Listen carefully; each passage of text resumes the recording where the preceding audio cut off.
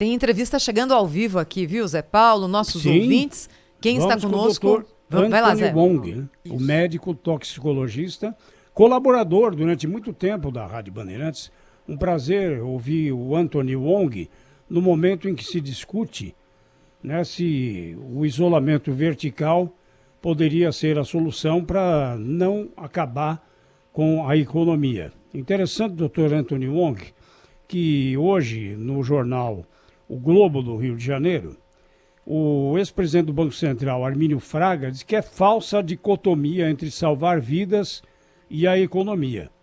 Ele disse que suspender a quarentena imposta na maior parte do país não levaria os brasileiros a saírem gastando e nem os empregos seriam preservados em sua plenitude.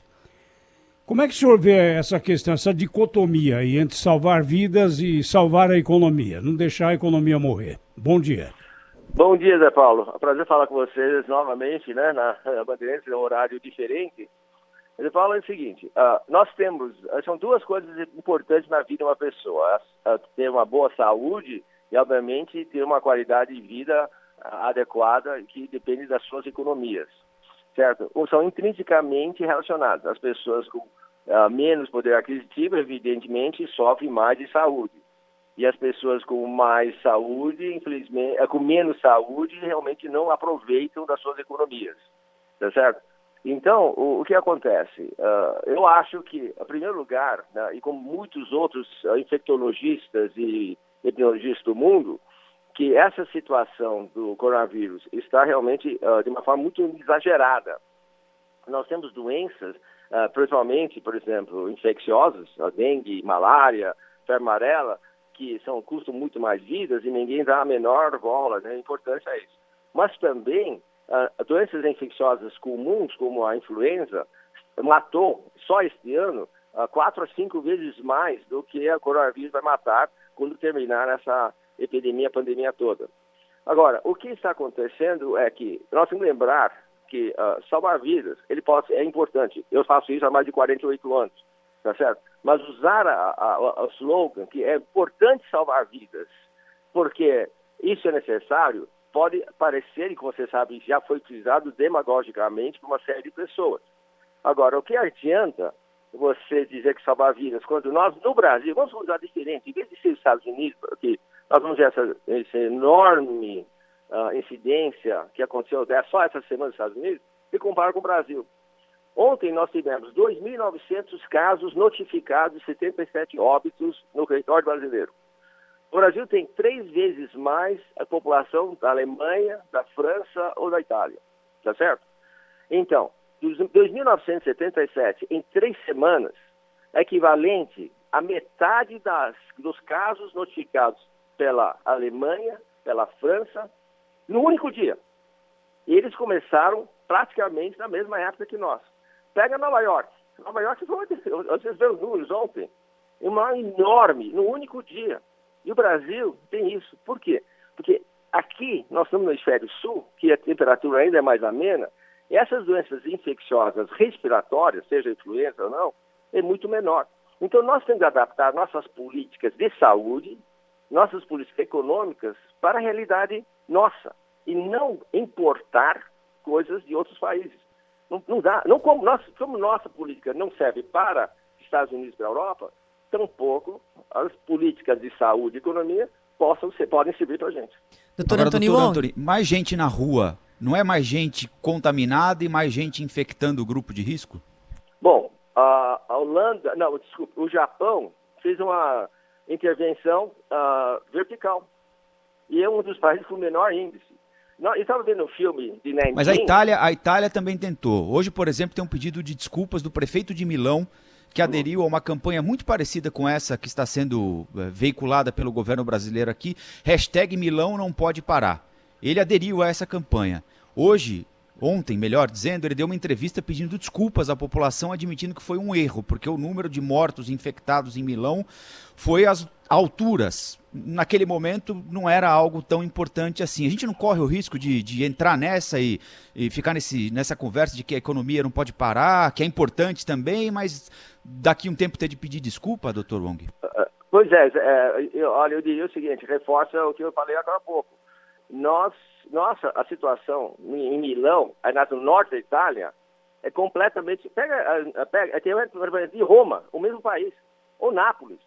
A semana passada, o pessoal estava comendo nos bares de Nápoles e tomando sol. E eles não fizeram o que você está fazendo em Milão. E no mesmo país, com uma distância de 1.500, 2.000 quilômetros. Então, agora eu quero que vocês expliquem por que lá, numa diferença, no mesmo país, uma diferença tão menor, os números são todos a ideia é o senhor explicar para a gente. Por que acontece isso? Pois é, então. Em primeiro lugar, a população do norte da Itália é uma população que é 27,4%, tem mais de 65 anos. Segundo, o tipo de a construção lá é diferente, tá certo? E a situação de saúde lá deve ser diferente. Deve ter mais outra coisa diferente, porque você pega Milão, essa norte da Itália, Lombardia, a incidência dela é completamente diferente da Áustria e da França, que são dois países praticamente contíguos a ela.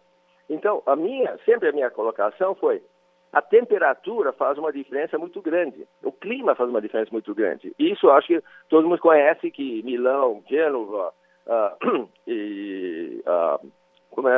Bérgamo, certo? São lugares frios, né, na época do ano, enquanto Roma, Nápoles, praticamente nunca neva. Aliás, um trabalho da MIT, que saiu a semana passada, sobre temperatura, diz assim: altas temperaturas não são propícias à deflagração ou disseminação de coronavírus. Eles estudaram que a temperatura de 3 a 17 graus é onde há a maior disseminação do vírus. Acima de 17 graus, a possibilidade de contágio é muito melhor. E eles citam no MIT, o senhor sabe, a escola prestigiosa, estudo por epidemiologistas lá, então, assim, isso explica por quê. A Flórida, Texas, Louisiana, que são estados, e Nova México, Arizona, que são estados mais quentes, a incidência é muito menor do que os estados do norte. Então, aqui no Brasil é a mesma coisa. Bom, não vamos falar sobre... É isso que eu acho que está acontecendo. Alguém poderia explicar por que é todo esse parafernália, toda essa, vamos dizer assim, paralisação, quando nós temos, até agora, 2.977 casos e 77 mortes, que eu acho realmente importante, porque, como médico, até 2 casos são importantes, tá certo? Mas não chega nem próximo às tragédias que nós estamos vendo nos países do norte. Então, por isso eu acho o seguinte: em primeiro lugar, nós todos sabemos que até 60 anos as pessoas praticamente vão ter uma doença extremamente leve. Mas não é 90, praticamente 93, 95% dessas pessoas vão ter uma doença leve. Por que é isso? Porque aqueles 10% que nós falamos está incluindo as pessoas idosas. Então, as pessoas idosas, então, são pessoas que vão ter mais risco. Eu não sou contra o isolamento, o afastamento ou distanciamento social. Então, nós devemos chegar com as pessoas mantendo uma distância segura. Lave as mãos, todas as hábitos de higiene que nós temos. Mas não há necessidade de um isolamento tão severo como nós estamos tendo agora, viu, Paulo, que as pessoas estão sofrendo, certo? Sofrendo economicamente, sofrendo em termos de saúde, porque você deve ter suas caminhadas de manhã, você deve ter seus esportezinhos de bate-bolas, algumas coisas assim. Evidentemente, isso já não pode mais, porque é muito próximo, mas o corpo sente necessidade disso. Confinar dentro de um espaço que seja de 20, 30, 40 metros, a maioria da população, ou então 90 ou 100 metros, que é a média da população, durante 1 semana, 2 semanas, isso faz mal à saúde física por inatividade, faz mal à sua saúde, descompensa uma série de coisas, a tensão e a depressão para quem tem hiperglicemia, um diabetes controlado, faz mal à sua saúde mental, tá certo? E vai levar à violência, a suicídio, a uma depressão muito grande. Uhum. Aliás, já está acontecendo, né? Agora, deixa eu lhe perguntar uma coisa, doutor Antônio Wong. O que tem sido colocado é o seguinte, pelas autoridades que adotaram esse sistema mais drástico de quarentena, que isso é necessário para evitar o colapso da rede pública, porque muita gente vai precisar de UTI com respiradores e o nosso sistema público não tem isso disponível nesse momento e que, portanto, é preciso baixar a curva até que o sistema público tenha tempo de se preparar. O senhor enxerga risco de colapso no sistema público por causa do corona, doutor Antony? Sem dúvida, é o achatamento da curva. Então, vamos desenhar mentalmente. Então, eles pegam aquela curva, chama curva gaussiana, né? Que sobe rapidamente, atinge um ápice e depois desce, não é verdade? Parece um cone de sorvete invertido, concorda? Ok. A altura do cone é muito importante, é o ápice, essa é muito importante. Quando o cone é muito alto, achatar faz sentido, porque você distribui num espaço temporal esse número grande de pacientes. Então, você aumenta o tempo, mas por unidade de tempo, o número de pessoas que precisam de atenção médica diminui. Só que tem um grande problema. A nossa curva não vai ser tão alta. Se nós, depois de 3 semanas, temos 2.977, sem ter, não, com a maior parte dessas 3 semanas, não foi adotado nenhuma atenção de isolamento, o que me garante que essa curva vai chegar tão alto quanto catastrófico quanto estão preconizando? Se essa curva for verdade no espaço de tempo, isso é verdade em qualquer doença infecciosa, isso não é uma coisa nova.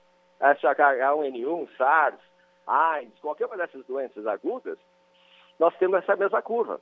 Então, nós vamos ter uma curva baixa, e se você espalhar ao longo do tempo, em vez de você terminar a doença, você vai espalhar essa doença mais para frente. Quando vai chegar junho, julho, agosto, nossos meses frios, nós vamos ter, então, um aumento de casos respiratórios, enquanto já devíamos ter terminado a curva em fins de abril ou início de maio. Isso é lógico. Isso é claro isso aqui. Então, o achatamento da curva, a eficácia dela depende da altura do pico da doença. Então, para que prolongar isso para os meses de frio? Com certeza. E outra, se eu puder ter um pouquinho mais de tempo, é o seguinte, outra história é o seguinte. Um estudo feito na China mostrou o seguinte, em fevereiro, eles estavam, por que só 80 mil casos na província de Hubei, certo? Tem 60 milhões de habitantes nesse estado e apenas 81 mil em alguns casos graves. Então, por que 59.928 mil pessoas não ficaram doentes? 81 mil menos 60 milhões menos 81 mil, certo? Então, são 59.928 mil pessoas não ficaram doentes. Então, eles vão fazer teste. Isso em fevereiro. Eles instituíram a quarentena em fim de janeiro, desculpe, dia 22 de janeiro. Eu lembro até essa data. O que aconteceu? Eles verificaram que 3 a 4 vezes mais pessoas tinham anticorpos e jamais nem tiveram o menor sintoma da gripe. Então, doutor Antony Wong, para encerrar, quem contrai o coronavírus e consegue se recuperar, corre o risco de tê-lo de novo, de contrair mais à frente? Os conhecimentos que nós temos até hoje é não. Certo? Até hoje não foi feito um único caso de pessoa que tem anticorpos no mundo inteiro que teve uma segunda crise. O que aconteceu é que algumas pessoas não estavam totalmente recuperados da primeira crise, não por causa do coronavírus, mas por causa da infecção secundária, e tiveram que voltar ao hospital para terminar o tratamento da pneumonia, outra coisa causada por doença infecciosa. A minha posição é que, se nós deixarmos assim, a maior parte da população terá adquirido anticorpos sem doença, certo? E com isso, nós não empurraremos isso para a próxima, mais para frente. E também não teremos sofrimento econômico, que é muito importante para a saúde física das pessoas. Muito obrigado. Até uma próxima, doutor Antony Wong. Obrigado pela oportunidade. Doutor Antony Wong, que também é colunista aqui da Rádio Bandeirantes, está com a gente todas as semanas no Rádio Livre, falando com os nossos ouvintes.